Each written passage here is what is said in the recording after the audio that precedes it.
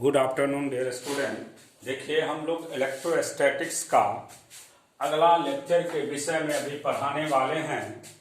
पिछले क्लास में हम आप लोग को पढ़ाए थे कि इलेक्ट्रोस्टैटिक्स में कूलम्स लॉ का वेक्टर फॉर्म, और हमने ये भी बताए थे कि कूलम्स लॉ का वेक्टर फॉर्म पे जब हम लोग डायग्राम देखते हैं तो दो चार्ज लेते थे, और हमने ये समझाए थे आप लोग को कि दोनों फोर्स F12 और F21 दोनों का मैग्नीट्यूड सेम होता है और डायरेक्शन एक दूसरे के अपोजिट होते हैं। उसी को हम लोग कूलम्स लॉ का वेक्टर फॉर्म कहते थे। फिर हमने उसके आगे आप लोग को समझाए थे, याद होगा आप लोग को, कि हम बताए थे कि जैसे मान लीजिए आपके पास तीन चार्ज है और तीनों अगर इक्विलिब्रियम में है तो सभी चार्ज पे नेट फोर्स का वैल्यू निश्चित क्या होना चाहिए, 0 होना चाहिए। तभी हम लोग कह सकते हैं कि पूरा चार्ज हमेशा क्या रहेगा, इक्विलिब्रियम में। उसके बाद देखिए कूलम्स लॉ का ही ये एप्लीकेशन है। जितना एप्लीकेशन पढ़ाए थे उसके आगे की बात कर रहे हैं हम लोग। ये एप्लीकेशन बहुत इंपॉर्टेंट है। जितना भी एप्लीकेशन हम अभी पढ़ा रहे हैं सब का सब इंपॉर्टेंट ही है। जैसे 7वां या 8वां एप्लीकेशन होगा, ध्यान में नहीं है एग्जैक्ट। मान लीजिए एक चार्ज यहां पे है Q और दूसरा चार्ज या 4Q है, जो भी है, मान लीजिए दूसरा चार्ज यहां पे है। दो चार्ज है आपके पास। अब देखिए ये मान लीजिए 4Q है और ये -Q है। आपसे पूछा जा रहा है कि थर्ड चार्ज को कहां रखा जाए ताकि पूरा सिस्टम क्या हो जाए, इक्विलिब्रियम हो जाए। मान लेते हैं ये डिस्टेंस आपके पास L दिया हुआ है। आपसे पूछा जा रहा है what should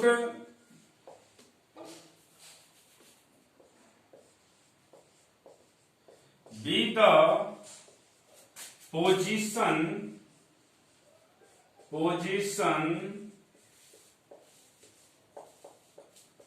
of third charge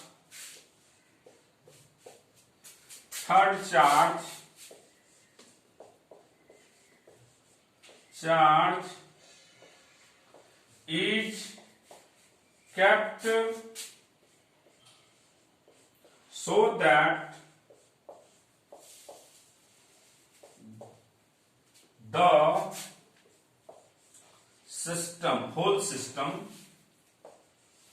whole system is equilibrium. पूरा सिस्टम क्या हो जाए, आपका इक्विलिब्रियम में आ जाए। देखिए पिछले क्लास में हम जो समझाए थे आप लोग को पता होगा कि अगर आपके पास इक्वल नेचर के चार्ज होते हैं तो निश्चित थर्ड चार्ज इनसाइड एग्जिस्ट करता है। अगर चार्ज का नेचर इक्वल होगा, क्या होगा, इक्वल, जैसे दोनों प्लस हो या दोनों माइनस हो, तो निश्चित थर्ड चार्ज को हम इनसाइड में रख सकते हैं। ये ऑब्जेक्टिव क्वेश्चन हर एक एग्जाम में पूछे जाते हैं कि अगर आपके पास दो चार्ज है, दोनों का नेचर सिमिलर है, या तो दोनों प्लस है या तो दोनों माइनस है, तो थर्ड चार्ज निश्चित कहां पे होगा, इनसाइड में। लेकिन यहां पे जो क्वेश्चन दिए हुए हैं इसमें एक चार्ज प्लस है और दूसरा क्या है, माइनस है, यानी नेचर दोनों का अपोजिट है। एक प्लस है और दूसरा माइनस है। इसका मतलब थर्ड चार्ज कभी भी इनसाइड में एग्जिस्ट नहीं होगा। थर्ड चार्ज जब भी एग्जिस्ट होगा तो कहां पे एग्जिस्ट होगा, आउटसाइड। तो जब भी ऐसा क्वेश्चन हो तो उसके लिए सबसे पहले कुछ हम नोट्स लिखा रहे हैं आप लोग को कि जब आपके पास कभी भी सिमिलर नेचर का दो चार्ज दे देगा और पूछेगा कि थर्ड चार्ज को कहां रखा जाए ताकि पूरा सिस्टम इक्विलिब्रियम में रहे, तो आप याद रखिएगा कि थर्ड चार्ज को हम हमेशा कहां पे रखेंगे, इनसाइड रखेंगे, ताकि पूरा सिस्टम क्या रहेगा, इक्विलिब्रियम में रहेगा। तो यहाँ पे पहला नोट तो आपको ये समझना होगा। हम दो नोट्स लिखाएंगे अभी। नोट में देखिए, ध्यान में क्या रखना है आप लोग को। सबसे पहला चीज, if the nature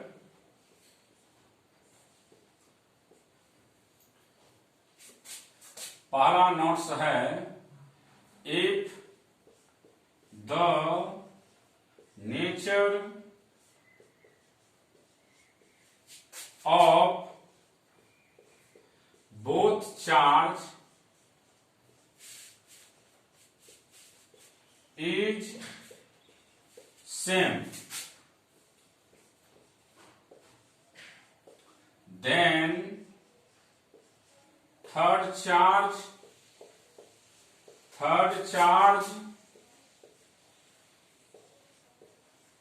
is always exist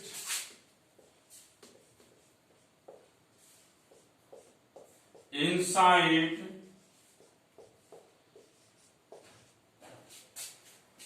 the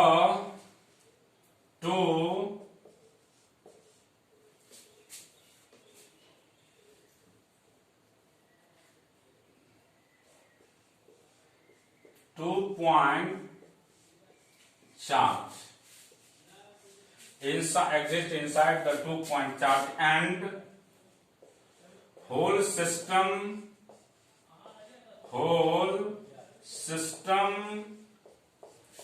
is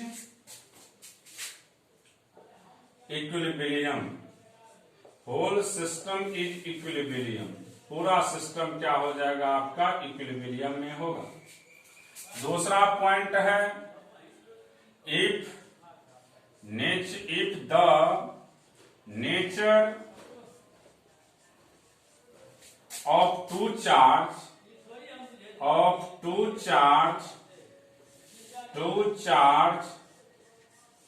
is opposite,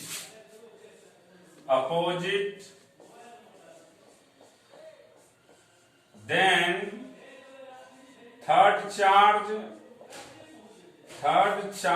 is always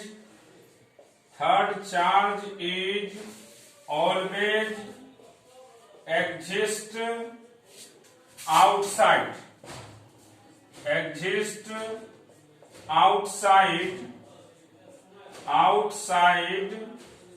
so that the whole system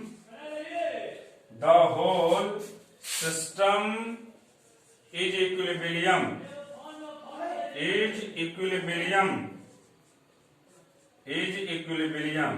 तो ध्यान में ये रखना है कि अगर चार्ज का नेचर सिमिलर रहेगा तो निश्चित है थर्ड चार्ज कहां पे एग्जिस्ट करेगा, इनसाइड द 2 पॉइंट चार्ज। और चार्ज का नेचर अगर डिसिमिलर होगा, एक प्लस होगा और दूसरा माइनस होगा, तो थर्ड चार्ज एग्जिस्ट कहां पे करेगा, आउटसाइड। कहां पे, आउटसाइड। और याद ये भी रखिएगा कि जिसका मैग्नीट्यूड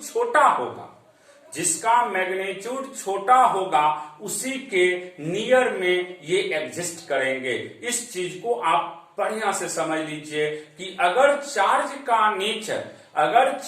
का नेचर सिमिलर है तो थर्ड चार्ज कहां होगा, इनसाइड द 2 पॉइंट चार्ज। और चार्ज का नेचर डिसिमिलर रहेगा तो थर्ड चार्ज कहां होगा, आउटसाइड। और किसके नियर होगा, तो जिसका मैग्नीट्यूड छोटा होगा। आपको प्लस माइनस से कोई लेना देना नहीं है, जिसका मैग्नीट्यूड छोटा होगा उसके नजदीक होगा। तो अब हम आते हैं क्वेश्चन पे। ये आपका नोट्स है, ये दोनों नोट्स को आप दिमाग में रखेंगे। अब हम बात करते हैं क्वेश्चन का, कि क्वेश्चन को कैसे सॉल्व करिएगा। तो देखिए, आपके पास अभी जो क्वेश्चन था उसमें दो चार्ज दिए हुए थे, एक 4q था और दूसरा एक 4q दिया हुआ है और दूसरा -q है। कुछ भी हो सकता है, उससे घबराने की जरूरत नहीं है। खाली ध्यान में यही रखना है कि चार्ज का नेचर अपोजिट होना चाहिए। एक आपके पास +4q है मान लो बाबू, और दूसरा -q है, तो निश्चित है, या ये भी माइनस हो सकता है, वह भी प्लस हो सकता है, माइनस और प्लस से कोई लेना देना नहीं है। अब देखिए नेचर दोनों चार्ज का, ये पॉइंट चार्ज 1 है और ये 2 है, और बीच का मान लीजिए सेपरेशन आपके पास L दिया हुआ था। तो अब देखिए आपको देखना है यहाँ पे दोनों चार्ज का नेचर। तो दोनों चार्ज का नेचर की बात करिएगा तो एक +q है और दूसरा -q है, और प्लस और माइनस है तो निश्चित है थर्ड चार्ज आउटसाइड होगा, और किसके नजदीक होगा, तो जिसका मैग्नीट्यूड छोटा होगा। तो आप देख रहे हैं कि दोनों में किसका मैग्नीट्यूड छोटा है, -q छोटा है, तो इसके नजदीक यहाँ पे दे दीजिए।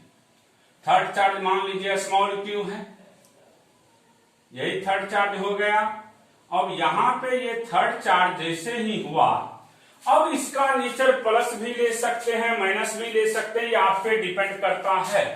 अब देखिए आप लोग को समझना होगा, ये डिस्टेंस अभी नहीं पता है, तो मान लेते हैं ये डिस्टेंस कितना है, x है। यही x आपको निकालना है कि थर्ड चार्ज का क्या पोजीशन हो, ताकि पूरा सिस्टम इक्विलिब्रियम में रहे। तो देखिए इसका नेचर प्लस है, उसका भी नेचर प्लस है, तो एक दूसरे को रिपेल करेगा, और इसका डायरेक्शन F31 इधर ही होगा। फिर इसका नेचर माइनस है, उसका नेचर प्लस है, तो F32 इधर होगा। आपको दिखाई दे रहा होगा, सभी लोग को अच्छा से समझना है, क्योंकि प्लस प्लस रिपल्सन होता है, प्लस माइनस अट्रैक्शन होता है। अब देखिए मान लीजिए हम यहाँ पे खड़े हैं, हमें दो तरफ से फोर्स से खींचा जा रहा है, एक इधर खींचा जा रहा है, एक इधर खींचा जा रहा है। अगर दोनों का अमाउंट इक्वल होगा तो हम निश्चित अपने जगह पे फिक्स हो जाएंगे। इसका मतलब है कि हम इक्विलिब्रियम कंडीशन में आ जाएंगे। तो देखिए यहाँ पे एट इक्विलिब्रियम होने के लिए जरूरी है कि दोनों फोर्स का अमाउंट क्या हो बाबू, सेम हो। तो F32 बराबर F31 बराबर F31। अब देखिए F32 की बात करते हैं तो K32, देखिए ध्यान से 3 और 2 की बात कर रहे हैं, तो यहाँ पे एक -q है, एक q है, और बीच का सेपरेशन x² है। फिर उसके बाद के यहाँ पे +4q है, ये q है, और बीच का सेपरेशन यहां से वहां तक का हो गया x + l का होल स्क्वायर। तो यहां से अगर इसको सॉल्व करिएगा आप लोग, तो कैपिटल Q बाय x² बराबर 4k capital Q by x + l का होल स्क्वायर। अब देखिए बाबू यहां से ये कैंसिल आउट हो जाएगा। अब यहां से अगर हम लोग देखते हैं तो देखिए x + l का होल स्क्वायर बाय x² बराबर 4। यहां से x + l बाय x बराबर 2, यहां से x + l बराबर 2x, और l का वैल्यू क्या हो जाएगा, x।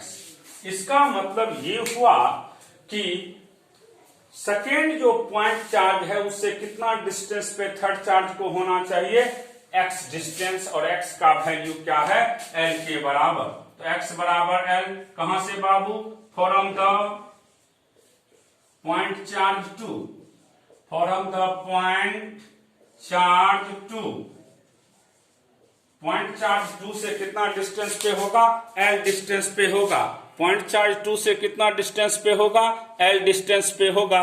लेकिन अगर हम बात करते हैं +4q चार्ज से या 1 चार्ज से, तो कितना हो जाएगा, 2l हो जाएगा। तो इस तरह का जब भी आपके पास कोई भी क्वेश्चन देगा तो आप सबसे पहला काम क्या करिएगा कि देख लीजिएगा कि चार्ज का नेचर कैसा है। अगर चार्ज का नेचर सिमिलर है तो पॉइंट चार्ज जो थर्ड पॉइंट चार्ज है वह इनसाइड एग्जिस्ट करेगा, और चार्ज का नेचर अगर डिसिमिलर है तो निश्चित है थर्ड पॉइंट चार्ज कहां पे एग्जिस्ट करेगा, आउटसाइड। और यहां से अगर हम बात करते हैं तो x बराबर 12 कहां से होगा बाबू?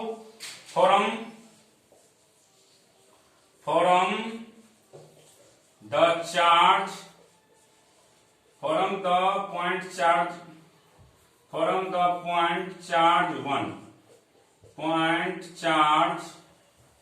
1 ये ध्यान में रखना है आप लोग को। अब देखिए इसके बाद हम नेक्स्ट एप्लीकेशन की बात करते हैं। ये जो एप्लीकेशन है 7वां या जो भी है, अब इसके बाद अगला एप्लीकेशन को देखना होगा आप लोग को। कभी कभी क्वेश्चन में करता क्या है कि मान लीजिए आपके पास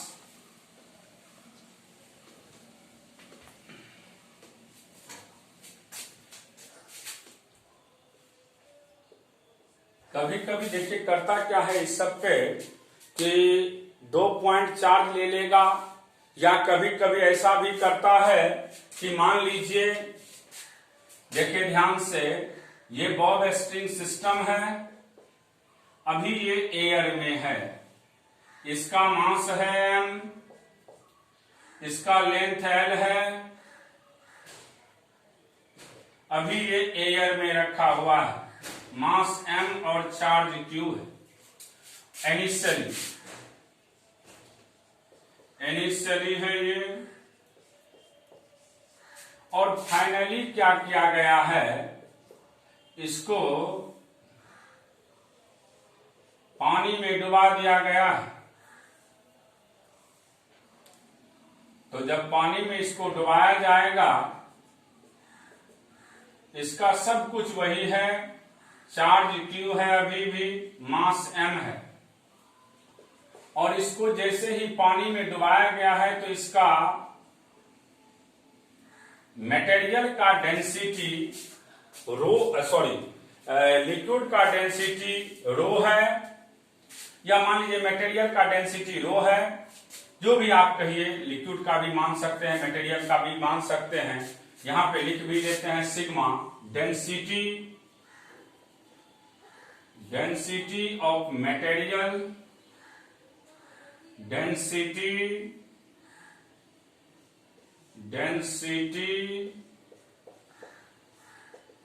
ऑफ मटेरियल, और रो जो है वह डेंसिटी है लिक्विड का, density rho minus sigma by rho, या ये मटेरियल का ही कर दीजिए, रो को ही मटेरियल का डेंसिटी कर दीजिए, और ये हो गया डेंसिटी ऑफ लिक्विड। अब देखिए, अगर यहां पे आप देखिएगा तो सबसे पहला चीज है कि इसमें पूछा जाता है कभी कभी कि क्या डाइलेक्ट्रिक कांस्टेंट होगा। तो देखिए यहां पे 2 ही फोर्स लग रहा है, या इससे भी कभी कभी क्वेश्चन देता है, रुक जाइए, इससे पहले कभी कभी ऐसा भी करता है कि यहां पे कि क्या होगा लिक्विड का डेंसिटी। तो आपको यहां पे ध्यान में ये रखना होगा कि सबसे पहला चीज है कि इस पे फोर्स, तो अभी इस पे अगर बात करते हैं तो उस पे 2 फोर्स रहेगा। यहां पे अगर बात किया जाए तो एक तो वेट लगेगा, यहां पे वेट लगेगा नीचे, और एक फोर्स लगेगा आपको, यहां पे वेट ही लगेगा, नेट फोर्स। तो यहां से हम लोग लिख सकते हैं, फोर्स की बात करेंगे तो F बराबर हो जाएगा mg। लेकिन यहां पे अगर बात करिएगा तो एक तो थ्रस्ट फोर्स लगेगा, F थ्रस्ट नीचे लगेगा mg। तो इसमें अगर F नेट की बात करते हैं तो ये हो जाएगा mg माइनस F थ्रस्ट। अब देखिए इसकी बात करते हैं तो डेंसिटी, सॉरी, अब देखिए डेंसिटी बराबर होता है मास बाय वॉल्यूम, डेंसिटी बराबर मास बाय वॉल्यूम। तो यहां से अगर हम बात करते हैं तो रो मास रो Vg, और यहां पे नेट फोर्स की बात करते हैं तो रो Vg तो होगा, माइनस थ्रस्ट फोर्स का वैल्यू होता सिग्मा Vg, सिग्मा Vg। अब देखिए आप पढ़े हुए हो कि अगर मान लीजिए कोई भी चार्ज को एयर के अलावे किसी मीडियम में रखा जाता है तो निश्चित है उसके फोर्स में k टाइम्स का डिक्रीमेंट होता है। कितने टाइम्स का? k टाइम्स का डिक्रीमेंट होता है। तो निश्चित है यहां पे F डैश की बात करते हैं तो F बाय k हो जाएगा। अब देखिए F बाय k हो गया यहां से, और F का वैल्यू आप लोग को पता है रो Vg बाय k बराबर, यहां से रो Vg कॉमन ले सकते हैं आप लोग, तो 1 माइनस सिग्मा बाय रो, ये और ये कैंसिल हो जाएगा। तो सिंपली यहां से डाइलेक्ट्रिक कांस्टेंट की बात करते हो आप लोग तो देखिए कैसे निकलेगा। डाइलेक्ट्रिक कांस्टेंट की बात करिएगा आप लोग तो देखिए ध्यान से 1 बाय k की बात करते हैं आप लोग, तो 1 बाय k की बात करिएगा तो रो माइनस सिग्मा बाय रो, और अगर k की बात करते हैं तो रो बाय रो माइनस सिग्मा। तो याद रखिएगा कि जब किसी भी चार्ज को अगर एयर में आप लटका दिए हैं उसके बाद किसी भी अदर मीडियम में हैंगिंग करते हैं तो याद रखिएगा उसमें डाइलेक्ट्रिक कांस्टेंट का सिंपल फार्मूला होता है raw material by raw material minus density of liquid. इस चीज को आप लोग ध्यान में रखिएगा कि डाइलेक्ट्रिक कांस्टेंट का जब भी बात करेगा तो यहां पे डाइलेक्ट्रिक कांस्टेंट की बात करते हैं k का, तो इसका सिंपल फार्मूला होता है raw material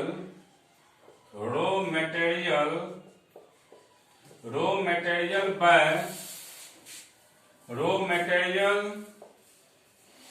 raw material minus density of liquid.